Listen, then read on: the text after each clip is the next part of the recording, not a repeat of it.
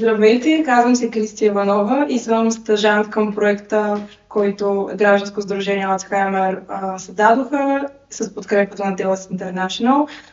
Избрах този стаж, защото имах интерес към деменцията и ми беше интересно да разбера как научните иновации и терапевтични подходи могат да подобрят качеството на живот на децата с деменция. Стажът беше едно приключение за мен и се чувствам щастлива, че се включих в него, тъй като вярвам, че грижата за деца с Алцхаймер, болестта на Алцхаймер и други форми на деменция е изключително важна. Тази грижа се базира на принципите уважение и взаимопомощ, които са фундаментални за всяко съзидателно общество.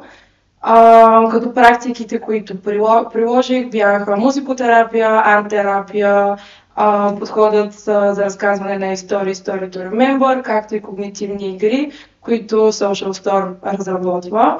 Те са насочени към поддържането на когнитивните способности, поддържането на емоционалното благосъстояние, социализацията, както и финната моторика.